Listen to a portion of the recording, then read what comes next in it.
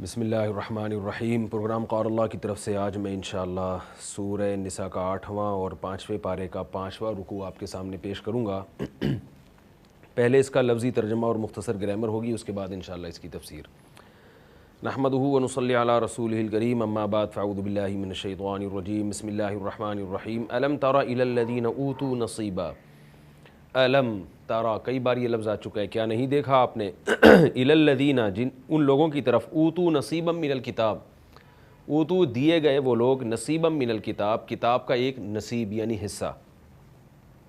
یؤمنون بالجبت والطاغوت، وہ ایمان لاتے ہیں، جبت بت کو کہتے ہیں،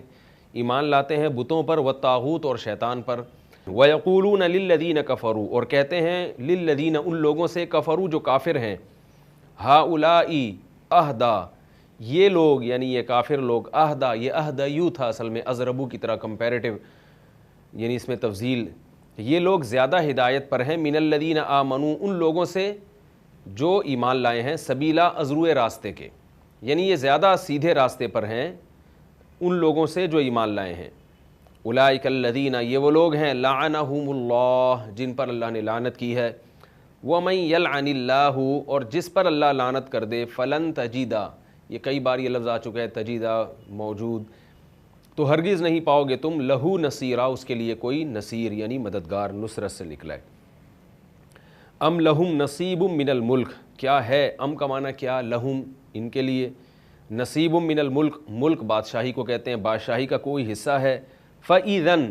تو اگر ایسا ہے، اذن کا معنی ہوتا ہے اگر ایسا ہو، اذن یہ کئی دفعہ یہ لفظ آ چکا ہے، اذا کانا کذا، یعنی اگر ایسا ہو، یعنی اگر ان کو کوئی بادشاہی مل جائے، لا یؤتون الناس، تو یہ نہیں دیں گے لوگوں کو، نقیرا،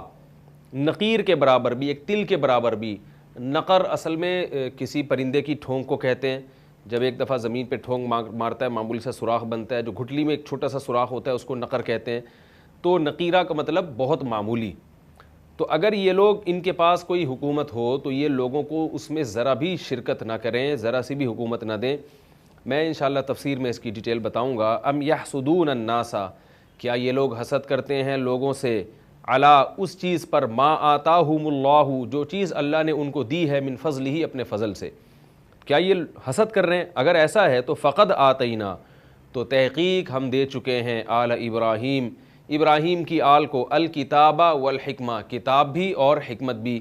وآتیناہم، اور ہم نے عطا کی ہے ان کو، ملکا عظیما، بہت بڑی بادشاہی، فمنہم، پس ان میں سے، من، بعض ایسے ہیں، آمن بہ، جو ایمان لاتے ہیں اس کتاب پر، ومنہم، اور ان میں سے بعض ایسے ہیں، من، جو صد عنہ، روکتے ہیں لوگوں کو اس کتاب سے، صد یصد صدودن کا معنی روکنا، وَكَفَى بِجَهَنَّمَ سَعِيرًا، اور کافی ہے جہنم بھڑکتی ہوئی آگ کے اعتبار سے، یعنی جہنم کی بھڑکتی ہوئی آگ ان کے لیے کافی ہے سزا کے طور پر۔ ان الذین کفروا بآیاتنا، بے شک وہ لوگ جنہوں نے کفر کیا، انکار کیا ہماری آیات کا، سوف نصلیہم نارا، عن قریب، نصلی، یہ لفظ کئی بار گزر چکا ہے، نصلی، اصلا، یصلا، تو اس کا معنی ہوتا ہے آگ میں داخل ہونا، آگ میں داخل کرنا، تو ہم عن قریب ان کو داخل کریں گے، نارا، آگ میں، کلما، جب بھی، نضجت جلودہم، نضجا ینضجو کا معنی یعنی یہاں اس کا مطلب ہوگا کہ ان کی کھال کا جل کے پک جانا، نضجت جلودہم، جب بھی ان کی جلد، جلد کی جمع جلود، جب بھی ان کی کھال جل جائے گی، بدلناہم جلودا غیرہا، ہم بدل دیں گے ان کو، غیرہا، اس کھال کے علاوہ، جلوداً، دوسری کھال سے، یعنی اہل نار کی جب کھال جل جائے گی جہنم کی آگ میں تو اللہ دوسری کھال پیدا کر دیں گے، لیذوقوا العذاب، تاکہ وہ چکھتے رہیں عذاب کو، ان اللہ کان عزیزا حکیما، بے شک اللہ تعالیٰ زبردست غالب اور حکمت والا ہے۔ والذین آمنوا وعملوا الصالحات، اور وہ لوگ جو ایمان لائے اور نیک اعمال کیے، سندخلہم، عن قریب ہم داخل کریں گے ان کو، جنات تجری من تحتها الانہار، ایسے باغات میں جن کے نیچے نہریں بہتی ہیں، خالدین فیہا ابدا، جس میں وہ لوگ ہمیشہ ہمیشہ رہیں گے، لہم فیہا، ہوں گی ان کے لیے اس جنت میں، ازواج، بیویاں، مطہرۃ، پاکیزہ، وندخلہم، اور داخل کریں گے ہم ان کو، ظلن، چھاؤں میں، ظلیلا، گھنی،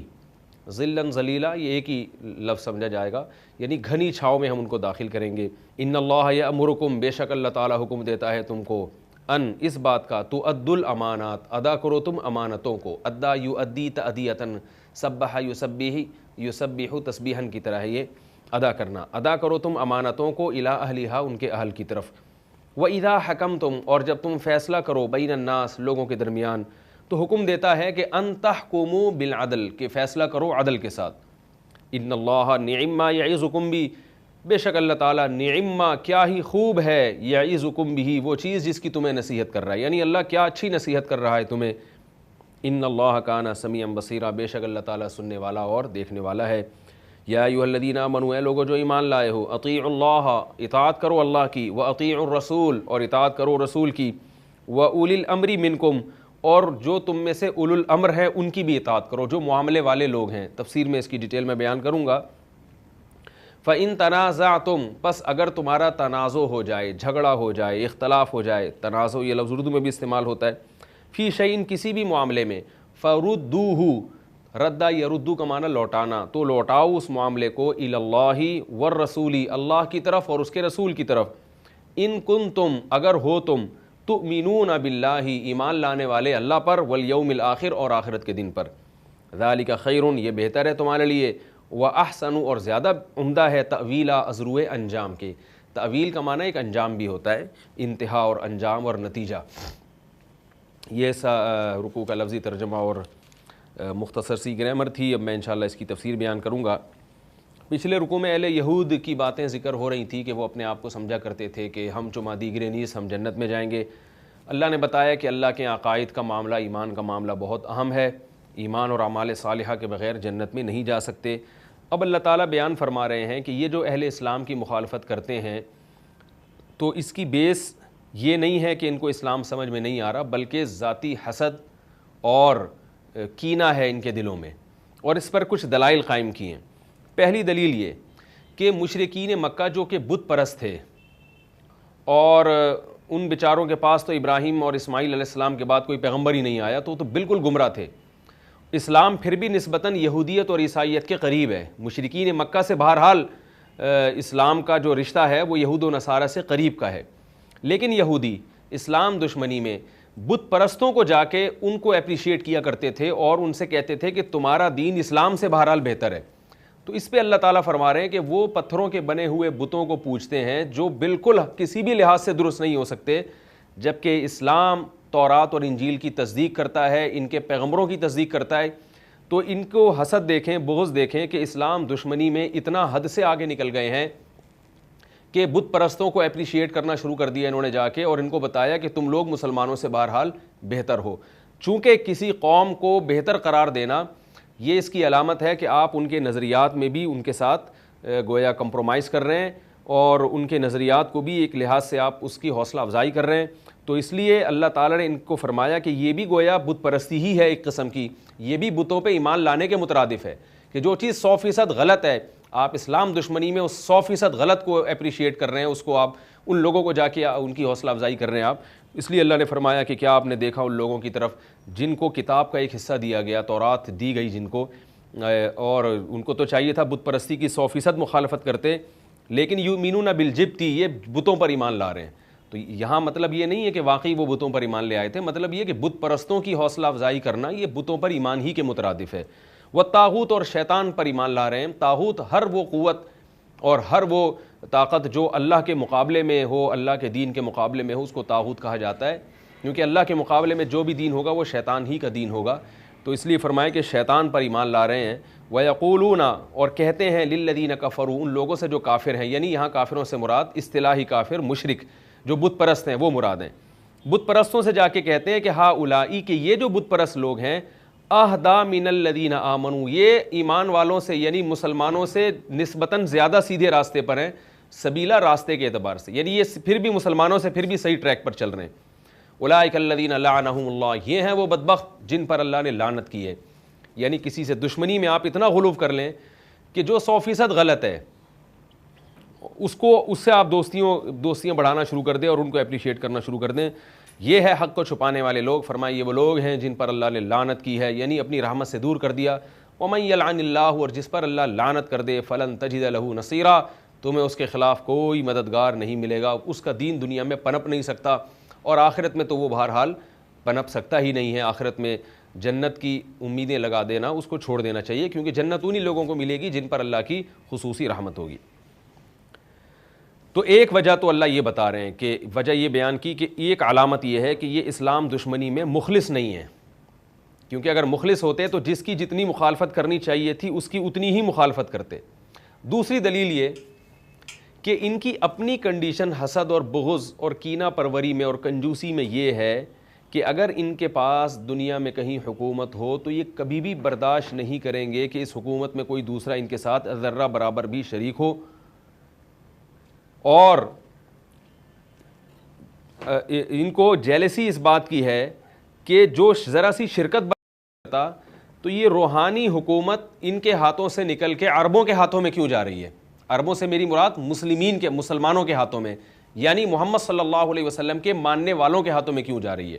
حقیقت میں تو اس وقت کے یہود و نصارہ بھی عرب ہی تھے. فرمایا ام لہم نصیب من الملک, کیا ان کے پاس بادشاہی کا کچھ حصہ ہے. فإذا لا یؤتون الناس, اگر ایسا ہو بھی جائے, لا یؤتون الناس نقیرا, تو یہ لوگوں کو اس میں ذرہ برابر بھی حصہ نہ دیں. ام یحسدون الناس علی ما آتاہم اللہ من فضلہ, کیا یہ لوگ حسد کر رہے ہیں لوگوں پر, اس بات پر حسد کر رہے ہیں, جیلسی ہو رہی ہے کہ اللہ نے ان کو اپنے فضل سے کچھ عطا کر دیا. یعنی اللہ تعالیٰ نے بنی اسرائیل سے روحانی قیادت نکال کے ٹرانسفر کر دی ہے بنی اسماعیل کی طرف, اور محمد صلی اللہ علیہ وسلم جو امی ہیں ان کو مقتدی اور رہبر بنا دیا. تو اب ان لوگوں کو اس بات سے جیلسی ہو رہی ہے, حسد ہو رہی ہے. تو اللہ تعالیٰ فرماتے ہیں اس سے حسد مت کرو, اس لیے کہ اللہ کی تو عادت رہی ہے, اللہ کسی کو نوازتے ہیں, کسی کو مقتدی بنا دیتے ہیں اور دوسروں کو پھر حکم دیتے ہیں کہ اس کو فالو کرو. یہ تو اللہ کا ہمیشہ سے دستور رہا ہے. تو کسی کو خزانے دینا یا کسی کو محروم کر دینا یہ اللہ کے ہاتھ میں ہے. جو چیز اللہ کے ہاتھ میں ہوتی ہے اس پہ حسرت اور افسوس کرنا یہ فضول اور عبث حرکت ہے. فرمایا فقد آتینا علی ابراہیم الکتاب, تو دیکھو ہم نے تو ابراہیم کو کتاب دی, والحکمہ, اور حکمت دی, وآتیناہم ملکا عظیما, اور پھر ہم نے ان کو بہت بڑی حکومت بھی دی, یعنی ابراہیم علیہ السلام کی آل اولاد کو. تو یہ کام بھی تو اللہ نے کیا ہے. اس وقت اگر لوگ ان سے حسد کرتے تو یقیناً جیسے وہ کام غلط ہوتا, وہ اللہ کے کاموں میں دخل اندازی کے مترادف ہوتا, تو اب اللہ یہی کام جب محمد صلی اللہ علیہ وسلم اور ان پر ایمان لانے والوں کے ساتھ یہ معاملہ کر رہا ہے, تو اب آپ کا حسد کرنا اور محمد صلی اللہ علیہ وسلم اور ان کے ساتھیوں سے جیلسی ہونا یہ اب آپ کے لیے خطرناک ہے, آپ کے لیے نقصان دہ ہے. فمنہم من آمن بہ ومنہم من صد عنہ, فرمایا ہاں ان میں سے جب ہم نے ابراہیم کو کتاب دی اور حکومت دی تو اس وقت بھی کچھ ایسے تھے جو ایمان لائے اور کچھ ایسے تھے جنہوں نے ابراہیم کے راستے سے لوگوں کو روکنے کی کوشش کی. وکفا بجہنم سعیرا, فرمایا اس وقت بھی جنہوں نے ابراہیم کے راستے کو فالو نہیں کیا تو جہنم عذاب کے لحاظ سے, بھڑکتی ہوئی آگ کے لحاظ سے کافی ہے. تو اللہ علیہ یہود سے بھی کہہ رہے ہیں کہ تم بھی آج محمد صلی اللہ علیہ وسلم اور ان کے فالوورز پر یقین کر لو اور حسد کرنا چھوڑ دو اور ان کی مخالفت میں اعتدال سے تجاوز کرنا ترک کر دو. ان الذین کفروا بآیاتنا, کیوں, اس لیے کہ ہمارا قاعدہ ہے کہ بے شک وہ لوگ جنہوں نے ہماری آیات کا انکار کیا, سوف نصلیہم نارا, عن قریب ہم ان کو آگ میں داخل کریں گے. کلما نضجت جلودہم, جب بھی ان کی کھال جل کے خراب ہو جائے گی, بدلناہم جلودا غیرہا, ہم ان کی کھال کو چینج کر دیں گے. لیذوقوا العذاب, تاکہ یہ عذاب کا مزہ چکھتے رہیں. ان اللہ کان عزیزا, بے شک اللہ تعالیٰ ہر چیز پر غالب ہے, حکیمہ اور حکمت والا ہے. یہ عذاب بھی اس نے سوچ سمجھ کے رکھا ہے, اور غالب کا مطلب تم اس عذاب سے بچ نہیں سکتے, وہ جو چاہتا ہے کر گزرتا ہے. والذین آمنوا وعملوا الصالحات, وہ لوگ جو ایمان لائے اور انہوں نے نیک اعمال کیے, سندخلہم, ہم ان قریب ان کو داخل کریں گے, جنات, باغات میں, تجری من تحتها الانہار, جن باغات کے نیچے نہریں بہتی ہیں, خالدین فیہا ابدا, ہمیشہ ہمیشہ رہیں گے ان باغات میں. جیسے اہل نار کو ہمیشہ عذاب ہوتا رہے گا, ایسے ہی اہل جنت ہمیشہ مزوں میں رہیں گے. لہم فیہا ازواج, ان کو ملیں گی اس جنت میں بیویاں, مطہرۃ, پاکیزہ, جسمانی لحاظ سے بھی پاکیزگی ہوگی, روحانی لحاظ سے بھی پاکیزگی. روحانی لحاظ سے مطلب جو عیب ہوتے ہیں انسانوں میں, حسد, بغض, کینہ, یہ عیب ان عورتوں میں نہیں ہوں گے بلکہ اپنے شوہر سے محبت کرنے والی ہوں گی. اور جسمانی پاکیزگی حیض و نفاس سے اور نجاست سے پاک ہوں گی. وَنُدْخِلُهُمْ, فرمایا داخل کریں گے ہم ان کو, ظِلًّا ظلیلا, گھنے چھاؤں میں. مراد یہاں ٹھنڈک ہے, یعنی جنت کا جو موسم ہوگا معتدل ہوگا. جیسے چھاؤں میں جب انسان دھوپ سے آتا ہے تو اس کو سکون ملتا ہے, تو وہ جنت میں جب جائے گا تو اس کو وہی سکون ملے گا جو ایک دھوپ والے انسان کو چھاؤں میں آنے سے ملتا ہے. آگے اللہ تعالیٰ حکم دے رہے ہیں. اہل یہود کی بات چونکہ چل رہی ہے, اہل یہود کے پاس ایک امانت تھی کہ کہ تورات میں رسول اللہ صلی اللہ علیہ وسلم کی نشانیاں تھیں، وہ اس امانت کو چھپایا کرتے تھے، عیسائی بھی چھپاتے تھے۔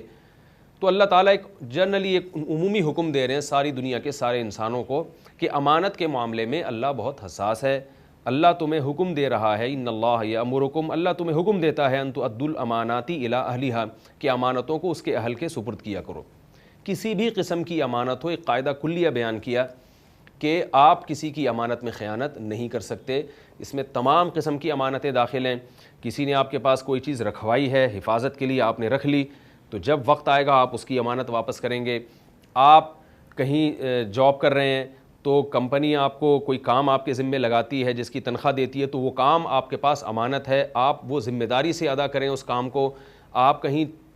ٹیچر ہیں اور بچوں کو پڑھا رہے ہیں تو ان کی تعلیم اور ان کی تربیت آپ کے پاس ایک قسم کی امانت ہے۔ یہ بچے آپ کے پاس امانت ہیں، والدین نے آپ پر اعتماد کر کے آپ کے حوالے کیے ہیں، تو آپ کی جو ذمہ کام ہے یہ بھی ایک امانت ہے، آپ اس کو بخوبی اور آسان طریقے سے انجام دیں۔ تو امانت کی جتنی قسمیں ہیں تمام اس میں داخل ہیں۔ آپ کے پاس کوئی شہادت ہے، گواہی ہے، جس پر بہت بڑا کوئی معاملہ موقوف ہے، تو آپ اس گواہی کو ٹھیک ٹھیک ادا کریں، کیونکہ یہ گواہی بھی آپ کے پاس امانت ہے۔ اللہ فرماتے ہیں امانت کو اس کے اہل کو لوٹا دیا کرو۔ وَإِذَا حَكَمْتُمْ بَيْنَ النَّاسِ، اور جب لوگوں کے درمیان فیصلہ کرو تو اللہ حکم دیتا ہے تحکموا بالعدل، انصاف سے فیصلہ کرو۔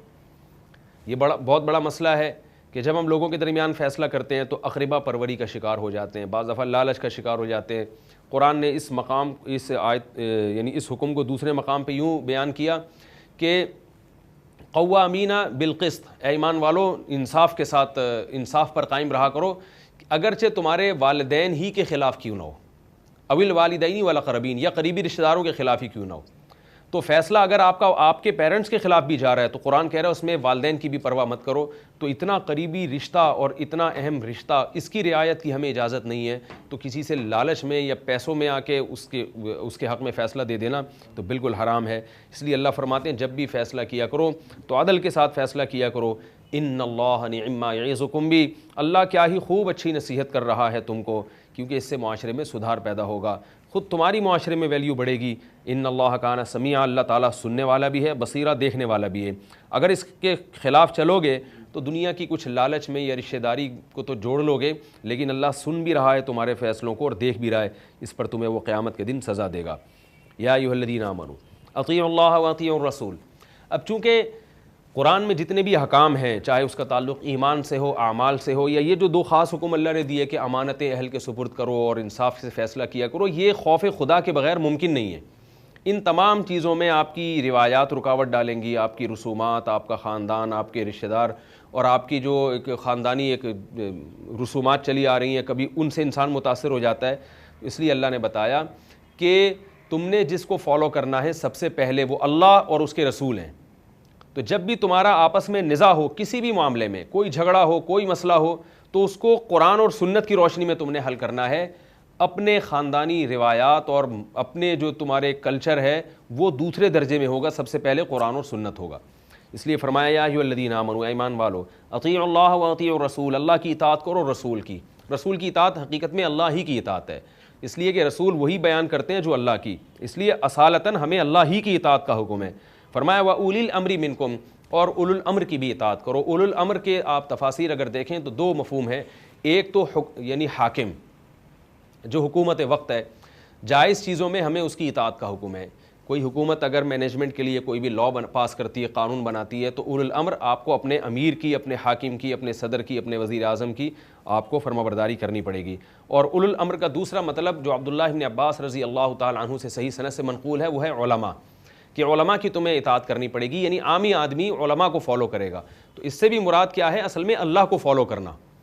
تو اللہ کے حکام رسول بھی جانتے ہیں، علماء بھی جانتے ہیں، تو علماء کو فالو کرنا جو اہل حق علماء ہیں، یا رسول کو فالو کرنا، یہ حقیقت میں اللہ ہی کو فالو کرنا کہلاتا ہے۔ اس لیے آگے اس کی تفسیر بیان کی، فَإِن تَنَازَعْتُمْ فِي شَيْءٍ، اگر تمہارا کسی بھی مسئلے میں اختلاف ہوا کرے، فَرُدُّوهُ إِلَى اللَّهِ وَالرَّسُولِ، تو اس کو اللہ اور اس کے رسول کی طرف لوٹاؤ، اپنے خاندانی روایات یا اپنے نفس کی طرف، اپنی نفس پرستی یا خواہشات کی طرف مت لوٹاؤ۔ ان کنتم تؤمنون باللہ والیوم الآخر، اگر تم اللہ پر اور آخرت کے دن پر ایمان رکھتے ہو، ذالک خیر، یہ تمہارے لیے بہتر ہے، واحسن تأویلا، اور انجام کے لحاظ سے درست ہے۔ وقتی طور پر تمہیں نقصان ہو سکتا ہے اس سے، لیکن نتیجے کے لحاظ سے تم اس میں فائدے میں رہو گے کہ ہر چیز میں تم اسلام کو فالو کرو۔ یہ آیت کا میں نے آپ کو مفہوم بیان کیا. آج بہت سارے لوگ اس آیت کو مجتہدین کے خلاف بھی منطبق کرتے ہیں. وہ یہ کہتے ہیں کہ جب چاروں ائمہ کا آپس میں اختلاف ہو جائے تو ایک عام آدمی کی ذمہ داری یہ بنتی ہے کہ وہ یہ دیکھے کہ قرآن و سنت میں کیا حکم ہے, کیونکہ قرآن ہمیں کہہ رہا ہے کہ اگر تمہارا کسی بھی مسئلے میں اختلاف ہو جائے تو اللہ اس کے رسول کی طرف لوٹاؤ. یہ نہیں کہہ رہا کہ ابو حنیفہ کیا کہتے ہیں, امام شافعی کیا کہتے ہیں, اس طرف لوٹانے کا نہیں کہہ رہا, بلکہ کہہ رہا ہے کہ اللہ اس کے رسول کی طرف لوٹاؤ. یاد رکھیں اس آیت کا یہ مفہوم نہیں ہے کلمۃ حق ارید بہا الباطل, اس سے لوگوں کو مجتہدین کے خلاف ورغلانے کے لیے اس آیت کو استعمال کیا جاتا ہے. اس آیت کا یہ مفہوم نہیں ہے. اس آیت کا اصل مفہوم یہ ہے کہ جب بھی تمہارا کسی مسئلے میں اختلاف ہوگا تو تم اسلام کی طرف لوٹاؤ گے. تو اسلام کو جو لوگ جانتے ہیں ان کی طرف لوٹانا, یہ اسلام ہی کی طرف لوٹانا ہے. یعنی دیکھیں اس میں ہمیں بتایا جا رہا ہے کہ جب بھی تمہارے آپس میں نزاع ہوا کریں تو قرآن و سنت کی طرف تمہیں لوٹانا ہے. تو قرآن و سنت کی طرف لوٹانے کے دو طریقے ہیں, ایک عالم کا اور ایک عامی آدمی کا. عالم جو قرآن و سنت پر بھرپور عبور رکھتا ہے, جس کو مجتہد کہا جاتا ہے, وہ تو براہ راست قرآن و سنت ہی کی طرف لوٹائے گا, اس لیے کہ وہ پورا قرآن اور تمام روایتیں جانتا ہے, ان کی سند کی تحقیق ہے اس کو, اور وہ ناسخ اور منسوخ کا پتہ ہے اسے. عامی آدمی جب لوٹائے گا تو جو شخص کو پورا قرآن اور تمام سنتیں جانتا نہیں ہے, وہ لوٹانے کی قدرت نہیں رکھتا, تو اس کا ایسے عالم کی طرف لوٹانا جو قرآن و سنت کو جانتا ہے, ایسے عالم کی طرف لوٹانا قرآن و سنت ہی کی طرف لوٹانا کہلائے گا. یعنی قرآن و سنت کی طرف لوٹانے کے دو طریقے, ایک براہ راست لوٹانا اور ایک کسی ایسے شخص کی طرف لوٹانا جو قرآن و سنت کو آپ سے زیادہ بہتر جانتا ہے. تو ایک عامی آدمی جب کسی مجتہد کی تقلید کرتا ہے یا اس کی اتباع کرتا ہے یا اس کو فالو کرتا ہے, تو اصل میں وہ اپنے زعم کے مطابق قرآن و سنت ہی پر عمل کر رہا ہے, کیونکہ وہ یہ اعتراف کرتا ہے کہ میں قرآن و سنت کو اتنا بہترین نہیں جانتا جتنا یہ مجتہد جانتے ہیں, تو میں اس مجتہد کی طرف اسی لیے لوٹا رہا ہوں کہ مجھے پتہ ہے کہ یہ مجھ سے زیادہ اچھے طریقے سے قرآن و سنت کی طرف لوٹا سکتے ہیں. اس کو میں ایک اور مثال سے یوں سمجھاتا ہوں کہ ایک دفعہ میری کسی سے بحث ہوئی, وہ مجھے کہنے لگے کہ یہ مجتہدین کے فتوے کو ہمیں فالو نہیں کرنا چاہیے, ہمیں قرآن کہہ رہا ہے جب آپس میں اختلاف ہو تو قرآن و سنت کی طرف لوٹاؤ. میں نے کہا اچھا مجھے یہ بتائیے کہ ہم نے قرآن و سنت کی طرف اگر لوٹا دیا اور پھر بھی ہمارا اختلاف باقی بچا تو پھر ہم کیا کریں گے؟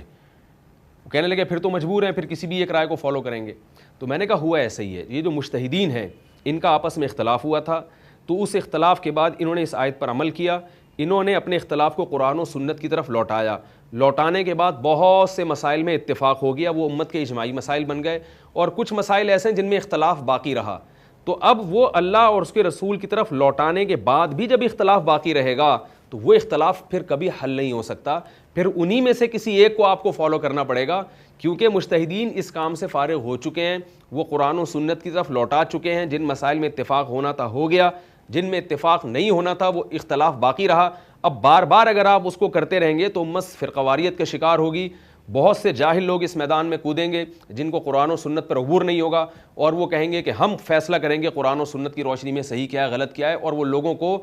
جہالت کے نام پر بیوقوف, علم کے نام پر بیوقوف بناتے رہیں گے جیسے کہ آج کل ہو رہا ہے. تو اس لیے عوام سنت کی طرف لوٹائے گی اس طریقے سے کہ ایسے عالم کی طرف لوٹا دے جس عالم پر اعتماد ہو, اس عالم کا برحق ہونا دلیل سے ثابت ہو جائے. پھر وہ عالم اگر قرآن و سنت سے مسئلہ نکال کے آپ کو بتاتا ہے تو آپ کا یہ عمل قرآن و سنت ہی کی طرف لوٹانا کہلائے گا. جیسے کسی جب ہم کہتے ہیں کہ آپ اگر بیمار ہوں تو میڈیکل سائنس کی طرف اس علم کو لوٹائیں, اپنی بیماری کو پیش کریں, میڈیکل سائنس آپ کو جو کہے گی آپ اس پر عمل کریں. تو میڈیکل سائنس کی طرف جب آپ رجوع کریں گے تو ڈاکٹر براہ راست کتابوں سے رجوع کرے گا, اور عامی آدمی اس طرح سے رجوع کرے گا کہ وہ ان ڈاکٹروں سے رجوع کرے گا جو میڈیکل سائنس کا علم رکھتے ہیں. اس لیے یاد رکھیں اس آیت کا جو صحیح مفہوم ہے وہ یہ ہے کہ اے ایمان والو, جب تمہارا اختلاف ہو جایا کرے تو آپس کی رسومات کو مت دیکھا کرو بلکہ قرآن و سنت کو دیکھا کرو. قرآن و سنت کو دیکھنے کا طریقہ کیا ہے؟ مجتہد ایسے دیکھے گا کہ براہ راست ریسرچ کرے گا, اور عامی آدمی ایسے کرے گا کہ وہ علماء سے رابطہ کرے گا, اہل حق علماء سے جن کے برحق ہونا دلائل سے ثابت ہو. یہ رکوع تھا جو میں نے آپ کے سامنے تفصیل سے پیش کیا. اب میں انشاءاللہ اس پہ جو ملنے والے اسباق ہیں مختصراً آپ کے سامنے پیش کرتا ہوں. پہلی بات تو اللہ نے یہ بتائی کہ اہل یہود کی خرابی بیان کی ہے کہ اسلام کی مخالفت میں وہ اعتدال سے تجاوز کرتے ہیں اور مشرکین کو سپورٹ کرنا شروع کر دیتے ہیں. تو آج بھی ہمیں یہ چیز نظر آتی ہے کہ ہم دیکھتے ہیں کہ جب ہم کسی کی مخالفت میں جاتے ہیں تو اس سے ہمارا اتنا اختلاف نہیں ہوتا, لیکن بغض و عداوت میں ہم اس سے بھی زیادہ جن سے ہماری مخالفت ہے ان کا ساتھ ہم دینا شروع کر دیتے ہیں. یہ میں اس کی مثالیں نہیں دوں گا, اس ایک فرقواریت اس سے پھیلنے کا بہت زیادہ خطرہ ہے، لیکن ہم اپنے روزمرہ معاملات میں اس کو دیکھ سکتے ہیں، تو یہ اس بات کی علامت ہوگی کہ مخالفت کرنے والا حق پر نہیں ہے، وہ ذاتی بغض کی بنیاد پہ یہ کام کر رہا ہے۔ دوسری بات قرآن میں یہاں یہ پتہ چلتی ہے کہ حق کی مخالفت بسا اوقات جیلسی کی وجہ سے ہوتی ہے، کہ آپ کسی کو اوپر جاتا ہوا نہیں دیکھ سکتے، تو جیسے یہود محمد صلی اللہ علیہ وسلم کو یہ دیکھ کر کہ آج تک تو پیغمبر ہماری قوم میں آتے رہے، یہ بنی اسماعیل میں کیسے آ گیا، یہ روحانی رہبری کا کام اور اقتداء کا کام ادھر کیسے شفٹ ہو رہا ہے، تو جیلسی ہو رہے تھے، حسد میں آ رہے تھے۔ تو اللہ نے بتایا کہ دیکھو ہم نے جب آل ابراہیم کو کتاب دی تھی تو وہ بھی تم سے مشورہ لے کے یا کسی سے مشورہ لے کے نہیں دی تھی، تو اللہ جس کو چاہے کتاب دے، حکمت دے، جس کو چاہے حکومت دے، تو جو کام یعنی اس میں حسد کی برائی بھی بیان ہو گئی اور حسد کا علاج بھی بتا دیا کہ جو کام اللہ کے ہاتھ میں اس پہ کیوں افسوس کرتے ہو۔ تو ہمیں یہ بھی پتہ چلا کہ حسد کا ایک بہترین علاج یہ بھی ہے کہ آپ کسی کے پاس نعمت جب دیکھیں اور آپ کے دل میں ایک جلن پیدا ہو تو آپ یہ سوچیں کہ بھائی ماشاء اللہ لا قوت الا باللہ، اللہ جو چاہتا ہے کرتا ہے، ہمارے پاس کوئی قوت نہیں ہے اللہ کی توفیق کے بغیر، تو اللہ کے کام ہے،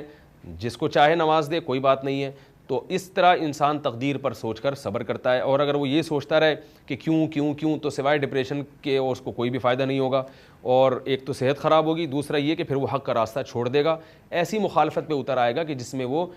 جس کے بارے میں حسد کے جذبات پیدا ہو رہے ہیں نا، اس کے نیگیٹو جانا شروع ہو جائے گا اور لوگوں کی غلط گائیڈ کرنا شروع کر دے گا۔ انہی آیات میں جہنم سے بھی ڈرایا گیا ہے کہ جہنم کا عذاب بہت سخت ہوگا، کھال جلائی جائے گی اور جیسے جل کے ختم ہوگی اللہ دوبارہ کھال پیدا کریں گے۔ اللہ تعالی ہم سب کو اس عذاب سے محفوظ رکھے۔ ایمان والوں کو جنت کی بشارتیں دی گئی ہیں کہ جیسے اہل نار جو کفر پہ مر گئے ہمیشہ جہنم میں رہیں گے، ایسے ہی اہل ایمان جو نیک اعمال کے ساتھ دنیا سے گئے وہ ہمیشہ جنت میں رہیں گے۔ اور پھر اس میں دو حکم بیان کیے ہیں کہ ایک تو امانتیں ان کے اہل کے سپرد کی جائیں، اور دوسرا حکم یہ بیان کیا گیا کہ جب بھی فیصلہ کرو عدل کے ساتھ۔ ہمیں کوئی بھی ثالث بناتا ہے خاندانی معاملات میں تو کبھی بھی ایک تو یہ بات کا خوب خیال کریں، یک طرفہ بات سن کے کبھی فیصلہ نہیں کرنا چاہیے۔ آج کل میاں بیوی کے جھگڑوں میں یہ بہت دیکھنے میں آ رہا ہے کہ ایک طرف کی بات سنتے ہیں اور پھر فوراً فتویٰ دے دیتے ہیں دوسرے کے بارے میں، جب تک دونوں پارٹیوں کو سامنے بٹھا کے تفصیل سے ان کی بات نہ سنی جائے، تجزیہ نہ کیا جائے، کسی کے بارے میں بھی کمنٹس کرنے سے گریز کیا جائے۔ یہ جو فیس بک یا یوٹیوب پہ ویڈیوز آتی ہیں اور لوگ یک طرفہ باتیں سن کے کمنٹس شروع کر دیتے ہیں، تو یہ بھی اسی میں داخل ہے کہ آپ کمنٹس کرنا بھی ایک قسم کا اپنی رائے دینا اور اپنا فیصلہ سنانے کے مترادف ہے۔ تو آپ عدل و انصاف کا دامن ہاتھ سے نہ چھوڑیں۔ اگر آپ سیاسی تنظیم سے ہیں تو دوسری سیاسی تنظیم کی مخالفت میں اعتدال سے کام لیں، کسی مذہبی تنظیم سے ہیں یا کسی مسلک سے تعلق ہے تو دوسرے مسلک کی مخالفت میں آپ اعتدال کریں، آپ کسی مذہب کو فالو کر رہے ہیں تو دوسرے مذہب کی مخالفت میں آپ اعتدال کو، ایسا نہ ہو کہ دوسرے مذہب کی اچھائیوں کو بھی آپ برائیوں کے طور پہ بیان کرنا شروع کر دیں۔ اور آخر میں ہمیں حکم دیا گیا ہے کہ ایمان والوں کو کہ ہمیں قرآن و سنت کو فالو کرنا ہے، چاہے براہ راست ہو یا علماء کے واسطے سے ہو، لیکن اپنی رسومات، اپنی مذہبی اپنی جو باپ دادا کا دین ہے اس کو قرآن و سنت کے مقابلے میں لانا، یا اپنی رسومات کو قرآن و سنت کے مقابلے میں لانا، یہ غلط ہے۔ اور اللہ نے فرمایا کہ احسنوا تاویلا، انجام بھی اسی کا اچھا ہے کہ تم اللہ اس کے رسول کو فالو کرو۔ آج ہم دیکھ لیں بہت سے معاملات میں قرآن و سنت کو چھوڑ دیتے ہیں، آپ فیصلہ کروائیں کہ بھئی شریعت کیا کہتی ہے، تو لوگ کہتے ہیں شریعت کو چھوڑو یار، جو ہے یہ دیکھو ہماری قوم کیا کہتی ہے، ہمارے رسم و رواج کیا کہتے ہیں، ہمارا قانون کیا کہتا ہے، یہ سب چیزیں تو اسلام سب سے پہلے ہے مسلمان کے لیے، باقی سب چیزیں اس کے بعد میں۔ اللہ تعالیٰ سے دعا ہے اللہ تعالیٰ ہمیں عمل کی توفیق عطا فرمائے۔ وما علینا الا البلاغ۔